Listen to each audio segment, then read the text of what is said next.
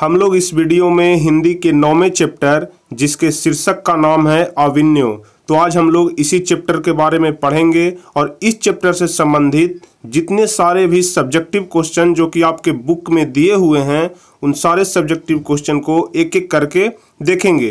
तो चलिए वीडियो शुरू करते हैं। तो आप जल्दी से वीडियो को लाइक कर दीजिए, चैनल को सब्सक्राइब नहीं किए हैं तो चैनल को सब्सक्राइब करके बेल आइकन दबा दीजिए ताकि आगे के वीडियो का सभी नोटिफिकेशन आपको सबसे पहले मिल सके। चलिए सबसे पहले हम लोग इस चैप्टर में देखेंगे लेखक का परिचय, मतलब अविन्यो जो चैप्टर है इसके लेखक कौन है, इनका जन्म कब हुआ था, इनकी कौन कौन सी प्रमुख रचना है, इन सभी के बारे में हम लोग पढ़ेंगे। तो चलिए सबसे पहले हम लोग देखेंगे अविन्यो लेखक परिचय। तो सबसे पहले हम आपको बता दें कि यह जो चैप्टर है अविन्यो, इसके लेखक का नाम है अशोक वाजपेयी। अविन्यो चैप्टर के लेखक कौन है? अशोक वाजपेयी। इनका जन्म 16 फरवरी 1941 ईस्वी में दुर्ग छत्तीसगढ़ में हुआ। छत्तीसगढ़ में 1941 ईस्वी में 16 जनवरी को अशोक वाजपेयी का जन्म हुआ, किंतु उनका मूल निवास मध्य प्रदेश सागर में है। ठीक है, उनका जन्म हुआ छत्तीसगढ़ के दुर्ग में, लेकिन उनका मूल निवास मध्य प्रदेश में है। उनकी माता का नाम निर्मला देवी और पिता का नाम परमानंद वाजपेयी है। ठीक है, अशोक वाजपेयी के माता का नाम निर्मला देवी और उनके पिता का नाम अशोक वाजपेयी है। वे भारतीय प्रशासनिक सेवा के कई पदों पर रहे। ठीक है, और महात्मा गांधी अंतर्राष्ट्रीय हिंदी विश्वविद्यालय के प्रथम कुलपति पद से सेवानिवृत्त हुए। जो अशोक वाजपेयी हैं वह महात्मा गांधी अंतर्राष्ट्रीय हिंदी विश्वविद्यालय के प्रथम कुलपति से सेवानिवृत्त हुए हैं। वे दिल्ली में भारत सरकार की कला अकादमी के निदेशक भी रहे हैं। चलिए उसके आगे हम लोग देखेंगे अशोक वाजपेयी की लगभग 3 दर्जन मौलिक और संपादित कृतियां प्रकाशित है, मतलब उनके कुल 3 दर्जन मौलिक और संपादित कृतियां हैं जो प्रकाशित है। जिस उसमें सबसे इम्पोर्टेंट है शहर अब भी संभावना है, एक पतंग अनंत में, तत्पुरुष, कहीं नहीं वहीं, बहुरी अकेला, थोड़ी सी जगह, दुख चिट्ठी रसा आदि उनके कविता संकलन हैं। यह जितने सारे भी हम नाम ले रहे हैं यह सभी अशोक वाजपेयी के द्वारा ही लिखा गया है। फिलहाल, कुछ पूर्वाग्रह, समय से बाहर, कविता का गल्प, कभी कह गया है आदि उनकी आलोचना की पुस्तकें हैं। मतलब ऊपर में जो हम जितने सारे भी नाम लिए वह सारे नाम उनकी कविता संकलन है, और जो नीचे में हम नाम लिए जैसे फिलहाल, कुछ पूर्वग्रह, समय से बाहर, कविता का गल्प, यह सब उनकी आलोचना की पुस्तक हैं। उनके द्वारा संपादित पुस्तकों की सूची भी लंबी है। उसमें है तीसरा साक्ष्य, साहित्य विनोद, कला विनोद, कविता का जनपद, मुक्ति बोध, शमशेर और आगे की चुनी ही कविताओं का संपादन आदि। कहने का मतलब हुआ कि अशोक वाजपेयी की बहुत सारी कविताएं हैं, बहुत सारी आलोचना की पुस्तकें हैं और बहुत सारी उनकी ऐसी भी कृतियां हैं जो कि प्रकाशित हुई है। चलिए उसके बाद हम लोग देखेंगे अशोक वाजपेयी को साहित्य अकादमी दयावती मोदी कवि शेखर सम्मेलन पुरस्कार भी मिला। उनके अलावा उनको फ्रेंच सरकार का officer of the order of cross 2004 सम्मान आदि भी प्राप्त हो चुके हैं। तो यही इतना परिचय है लेखक के बारे में जो कि आपके बुक में दिया हुआ है और एग्जाम के व्यू से इतना इम्पोर्टेंट है। चलिए इसके बाद हम लोग देखेंगे अविन्यो जो कहानी है इसका सारांश, क्योंकि हम आपको सभी चैप्टर में बताए हैं कि किसी भी चैप्टर का सारांश आपके लिए बहुत ज़्यादा इम्पोर्टेंट है क्योंकि वह हमेशा एग्जाम में पूछा जाता है। चलिए तो पाठ का सारांश देखेंगे। लगभग 10 वर्ष पहले पहली बार अविन्यो गया था। यहाँ पर देखिए जो अविन्यो जो चैप्टर का नाम है, शीर्षक है, वह एक शहर का नाम है। अविन्यो एक शहर का नाम है जो कि दक्षिण फ्रांस में रोन नदी के किनारे बसा हुआ एक पुराना शहर है। अविन्यो जो आपके शीर्षक का नाम है वह रोन नदी के किनारे दक्षिण फ्रांस में बसा हुआ एक पुराना शहर है, जहां कभी कुछ समय के लिए पोप राजधानी थी। और जब गर्मियों में फ्रांस और यूरोप का एक अत्यंत प्रसिद्ध और लोकप्रिय रंग समारोह हर वर्ष होता है, उस वर्ष वहां भारत केंद्र में था। पीटर ब्रूक का विवादास्पद महाभारत पहले पहल प्रस्तुत किया जाने वाला था और उन्होंने मुझे निमंत्रण भेजा था। यहाँ पर लेखक बोल रहे हैं कि जब पीटर ब्रूक का विवादास्पद महाभारत जब प्रस्तुत किया जाने वाला था तो उस समय हमें निमंत्रण भेजा गया था। रोन नदी के दूसरी ओर अविन्यो का एक हिस्सा है जो लगभग स्वतंत्र है, नाम है विनेलब्बल। अविन्यो वहां दरअसल फ्रेंच शासकों ने पोप की गतिविधियों पर नजर रखने के लिए किला बनवाया था।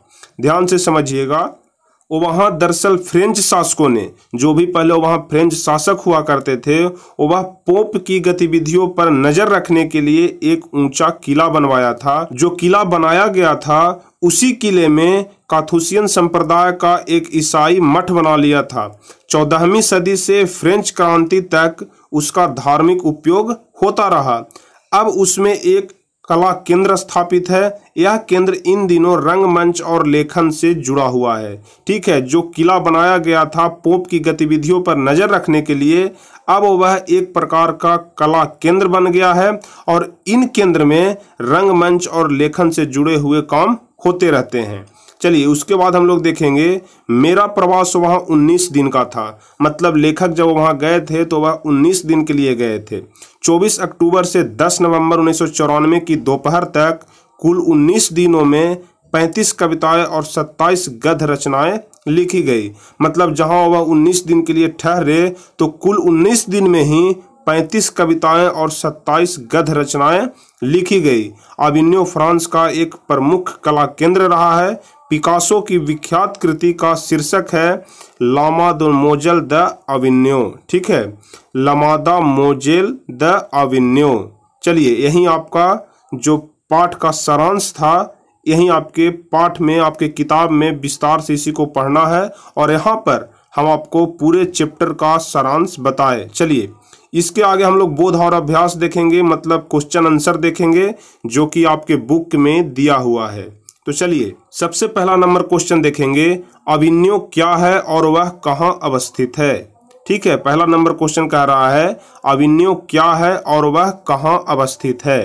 तो अविन्यो एक स्थान का नाम है जो कि दक्षिण फ्रांस में रोन नदी के किनारे बसा एक पुराना शहर है, जो कि अभी अभी हम आपको कहानी के सारांश में भी बताए कि अविन्यो एक स्थान का नाम है जो कि दक्षिण फ्रांस में रोन नदी के किनारे बसा एक पुराना शहर है।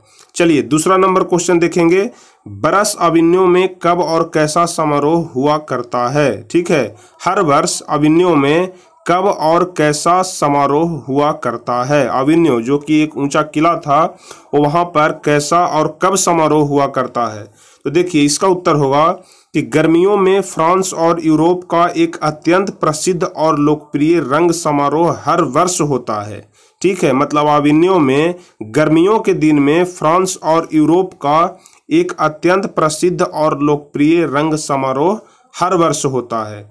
चलिए, तीसरा नंबर क्वेश्चन देखेंगे, लेखक अविन्यो किस सिलसिले में गए थे, वहां उन्होंने क्या देखा और क्या सुना।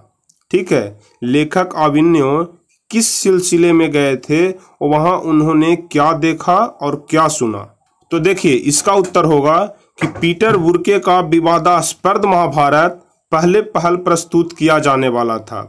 यहाँ पर क्वेश्चन कह रहा है कि लेखक अविन्यो किस सिलसिले में गए थे, मतलब किस काम से गए थे। तो हम आपको कहानी के सारांश में बताए कि पीटर ब्रूके का विवादास्पद महाभारत पहले प्रस्तुत किया जाने वाला था, उसी के निमंत्रण पर लेखक अविन्यो गए थे। वहां उन्होंने देखा कि समारोह के दौरान वहां के अनेक चर्च और पुराने स्थान रंगस्थलियों में बदल जाते हैं। ठीक है, मतलब जब वह निमंत्रण में गए थे, महाभारत जो उस समय प्रस्तुत किया जाने वाला था, उसी के निमंत्रण में, मतलब उसी के बुलावे पर वहां अविन्यो गए थे। और वहां उन्होंने देखा कि समारोह के दौरान, जब भी वहां पर समारोह होता है, उसके दौरान वहां के अनेक चर्च और पुराने स्थान रंगस्थलियों में बदल जाते हैं। चलिए, चौथा नंबर क्वेश्चन देखेंगे, ला सबूज क्या है और वह कहाँ अवस्थित है। आजकल उसका क्या उपयोग होता है। ला सबूज क्या है और वह कहाँ अवस्थित है। तो देखिए, दरअसल फ्रेंच शासकों ने पोप की गतिविधियों पर नजर रखने के लिए एक किला बनवाया था। यह अविन्यो में है। ठीक है, उसमें एक कला केंद्र की स्थापना की गई। यह केंद्र इन दिनों रंगमंच और लेखन से जुड़ा हुआ है। उसी को हम लोग ला सबूज कहते हैं। ठीक है, मतलब जो फ्रेंच शासक थे वह पोप की गतिविधियों पर नजर रखने के लिए एक ऊंचा किला बनवाए थे, उसी को हम लोग ला सबूज कहते हैं। वह अविन्यो में अवस्थित है। उसमें एक कला केंद्र की स्थापना की गई है। यह केंद्र इन दिनों रंगमंच और लेखन से जुड़ा हुआ है। चलिए क्वेश्चन नंबर 5वां देखेंगे। ला शत्रुज का अतरंग विवरण अपने शब्दों में प्रस्तुत करते हुए यह स्पष्ट कीजिए कि लेखक ने उसके स्थापत्य को मौन का स्थापत्य क्यों कहा है। तो देखिए इसका जवाब होगा कि ला शत्रुज फ्रेंच शासकों द्वारा निर्मित किला में काथुसियन संप्रदाय का एक ईसाई मठ है। यहाँ पर जो ला शत्रुज के बारे में बोला जा रहा है वह उसी किले में, जिस किले को बनाया गया था पोप की गतिविधियों पर नजर रखने के लिए, उसी में एक काथुसियन संप्रदाय का एक ईसाई मठ है। उसके भीतरी भाग में ईसाई संतों के चैम्बर्स बने हुए हैं। ठीक है, जो ला शत्रुज है जो उस किले में अवस्थित है, जो ईसाइयों का मठ है, उसके भीतरी भाग में ईसाई संतों के चैम्बर्स बने हुए हैं। दो कैमरों के चैम्बर्स सुसज्जित हैं। 14वीं सदी के फर्नीचर लगे हैं। चैम्बर के मुख्य द्वार कब्रगाह के चारों ओर बने गलियारों में खुलते हैं।